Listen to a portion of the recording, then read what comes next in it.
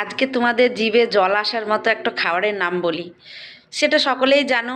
সেটা বাজারে গেলে, কোনো মেলাঘাটে গেলে ওটা ছাড়া আমাদের চলেই না, ওটা আমাদেরকে খেতেই হবে।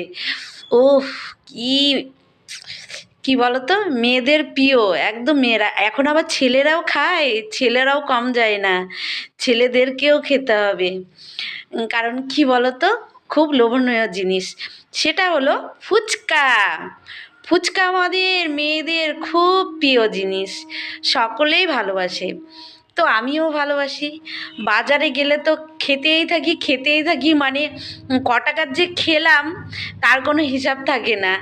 খেয়েই যাই।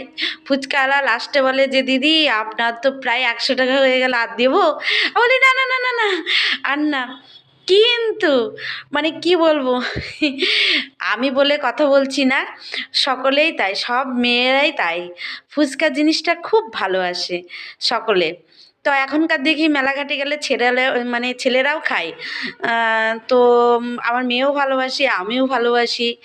তো আর কে কে ভালোবাসো বলো তো? কে বাদ আছো? কেউ কি বাদ আছো? কেউ বাদ নেই। তো সকলের প্রিয় জিনিস ফুচকা, এটা আমাদেরকে খেতেই হবে। আর এখন তো বিয়ে বাড়িতেও স্টল দিচ্ছে। আর কি বলবো, অন্নপ্রাশন বাড়ি, মানে এখন কোনো অনুষ্ঠান মানে আগে ফুচকা থাকবে। সেখানে আগে ফুচকা খেয়ে তারপরে গিয়ে অন্য খাবার খেতে হবে।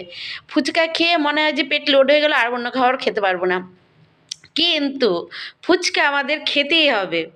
হ্যাঁ, মানে কি বলবো, আমারই জিভে জল চলে আসছে।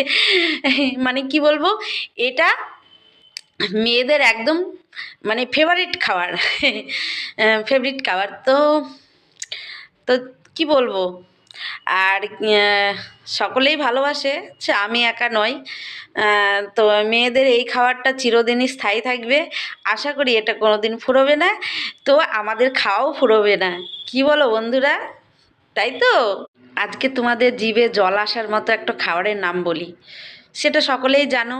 সেটা বাজারে গেলে, কোনো মেলাঘাটে গেলে ওটা ছাড়া আমাদের চলেই না, ওটা আমাদেরকে খেতেই হবে।